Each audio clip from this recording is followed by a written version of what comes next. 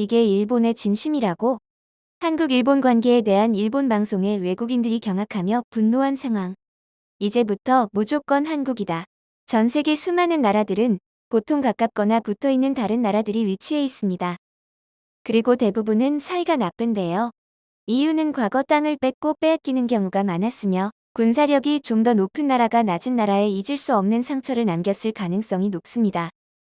그러다 보니 보통 붙어있는 나라들은 하나가 되거나 아니면 독립했을 때 사이가 안 좋은 경우가 많은 것이죠. 한국도 예외는 아닌데요. 주변 나라인 중국, 일본과의 사이가 좋지는 않습니다. 특히 일본과는 더욱 좋지 않죠. 이것에 대해서는 굉장히 다양한 이유가 존재하며 이유가 명확합니다. 그러나 일본에서는 그 이유를 왜곡하거나 거짓으로 한국에 탓을 하고 있는 상황이죠. 그럼 과연 외국인들은 한국과 일본의 관계를 어떻게 생각하고 있을까요? 이것에 대해 최근 해외 커뮤니티에 하나의 영상이 올라왔습니다.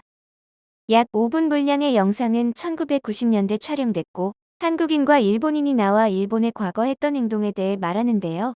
그럼 먼저 어떤 영상인지 내용부터 확인해 보겠습니다. 일본으로 시작된 전쟁은 아시아 사람들에게 큰 고통과 슬픔을 안겼다. 일본은 이것을 겸허히 받아들이고 깊은 반성과 함께 진심으로 사과를 표한다. 1996년 8월 하시모토 수상이 이 말을 한 자료 화면이 방송에 나오자 해당 방송에 참여하고 있던 한 여성이 발언합니다. 사죄라는 건 말이죠. 피해자들이 사과했구나 하고 받아들일 수 없다면 아무리 일본에서 사과했다라고 말해도 통하는 것이 아니다. 한국 사람 입장에서는 저 사죄를 받아도 좀처럼 용서할 마음이 들지 않을 것 같다. 왜냐면 저 사죄한 다음에 바로 그것을 뒤집는 망언이나 폭언이 나오니까. 사과했는데 또 번복하고 또 번복하고 장난처럼 느껴질 수밖에 없는 것이다라고 말합니다. 이후 사회자가 수상의 사과는 사과의 방법이 진실되지 않으며 외교 자리에서 그저 문서를 읽을 뿐이라고 한국 사람들은 생각한다는 거죠? 라고 질문하자 그렇다라고 대답합니다. 그러자 한 일본인 패널은 이에 의문을 품는데요. 그러니까 사과한 이후에 일본이 한국에 잘해준 거 있잖아? 라는 식으로 망언을 뱉는다는 이유로 사과가 진실되지 않는다고 말하는데 여러 경우가 있겠지만 기본적으로 사과를 한 사람과 망언을 뱉는 사람은 다른 사람이잖아. 예를 들어 호소카와 수상이 사과를 하고 일주일 뒤에 기자회견에서 일본이 한국을 도와줬잖아. 라고 말한다면 당연히 문제가 될 수 있고 한국인들이 진실되지 않다고 생각하는 것은 당연하지만 다른 사람이 말한다면 그것은 의견일 뿐이다. 정치가들이 모두 같은 의견일 거라 생각하면 안 된다. 한국도 북한이랑 생각이 다르잖아. 그야말로 민주주의 국가가 아니니까 그렇게 생각하는 거라 놀리고 싶은 마음까지 생긴다. 일본인이 한국인과 다른 형태로 사죄를 표명하는 걸 용납할 수 없다고 말한다면 라고 말을 계속 이어가려고 하자 여성이 말을 끊고 발언합니다. 용납할 수 없다는 게 아니라 진심이 전해지지 않는다는 것입니다. 독일의 브란트 총리는 1970년에 폴란드에서 위령비 앞에 무릎을 꿇고 눈물을 흘렸습니다. 그 모습을 본 폴란드인들은 이해하고 감동했죠. 그러니까 이런 식으로 전달하는 방법은 무수히 많다라고 말합니다. 그러자 옆에 있던 일본인 남성이 말합니다.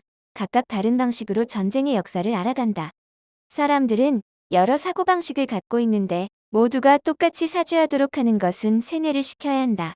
다른 의견이 나오는 것은 당연하다라고 발언합니다. 그리고 한 백발 노인은 이 말에 맞장구 치는데요.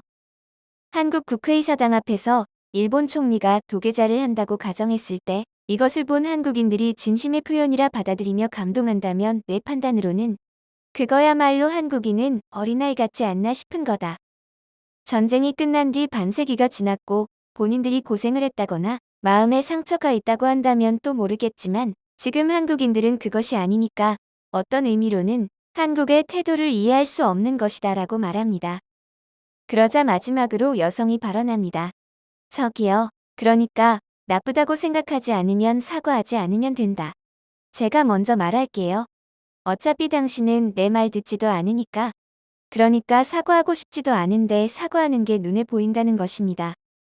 사과하고 싶지 않으면 하지 않으면 된다는 거죠.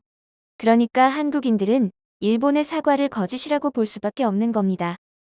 사과할 일을 했으니 사과할 것인가, 사과할 일이 아니었으니 사과를 안 할 것인가 이런 논의조차 없었으니 아무것도 정하지 않고 치일피일 미루다가 비판의 목소리가 조금 나오면 사과를 하고 또 그에 반대되는 의견의 목소리가 나오니 누가 봐도 비열하고 계산적이고 생각지도 않은 일을 하고 있는 것으로 보이는 것이다. 라고 발언합니다. 해당 영상 내용을 보면 일본인들의 태도가 눈에 확 들어옵니다. 해당 영상은 영어로 번역되어 해외 커뮤니티에 올라왔고 많은 외국인들이 한일 관계에 대해서 알게 되었습니다. 그럼 해외 반응 살펴보겠습니다. 이 주제에 대한 이슈에 대한 정말 흥미로운 영상이다. 이 여성은 남자들에 대해 자신의 입장을 고수하고 미소를 짓는데 그것의 근거는 그들을 이해할 수 없다는 것에 있다. 1996년에는 분명 일본이 한국에 있었던 1900년대 초반에 살았던 사람들이 살고 있었을 것이다. 그리고 지금도 마찬가지. 일본 패널은 너무 무식한 것 같아. 이 문제에 대해 일본 정부가 고집을 부리는 이유 중 하나는 그들의 역사에도 얽매여 있다. 대부분이 숙청된 독일과 달리 일본의 많은 엘리트였던 사람들이 여전히 권력을 쥐고 살아가고 있다. 그래서 그때 그들이 한 짓을 받아들이는 것 또한 그들의 정당성을 해칠 것이고 그래서 그렇게 방어적인 것이다. 많은 외국인들은 한국인들이 느끼는 감정적인 반응을 문화적 차이라고 부르며 차별을 해왔다.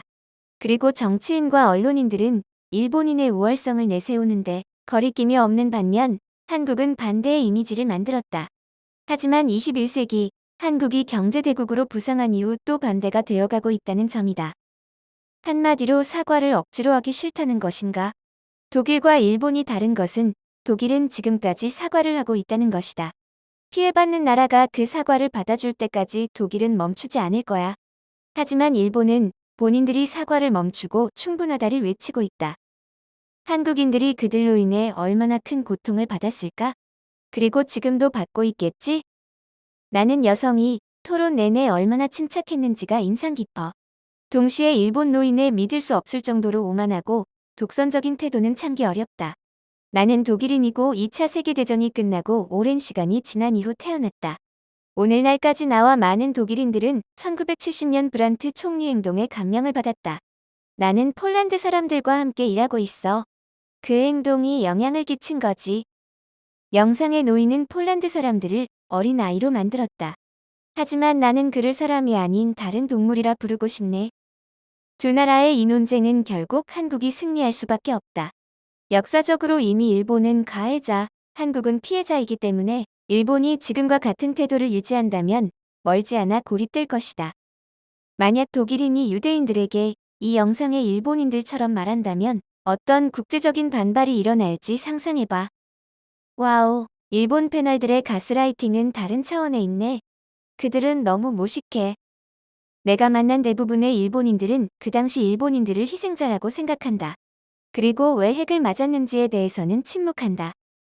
사과를 원하는 것은 아시아에서 한국뿐이다.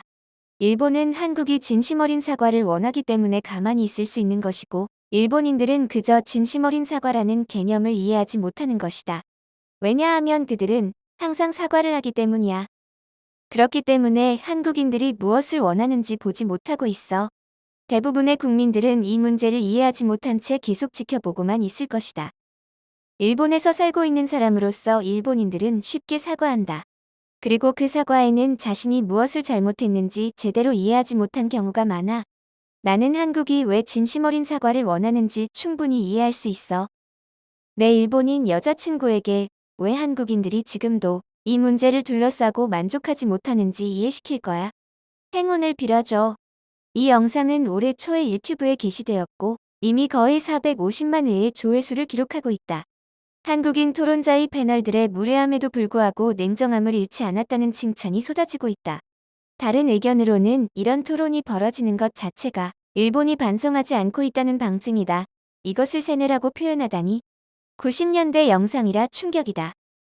그때나 지금이나 태도는 똑같네. 우와, 그녀가 무례한 대우를 받았음에도 불구하고 침착함을 유지하고 반복해서 자신의 주장을 하는 것은 대단하다. 이것을 보고 있자니 다른 패널들에게 그녀가 어떤 대접을 받았을지 생각하면 피가 거꾸로 솟는다. 일본이 독일처럼 무릎 꿇고 눈물을 흘린다면 분명 한국인들은 화해할 것이다. 하지만 일본은 나라가 사라질 때까지 그러지 않을 거야.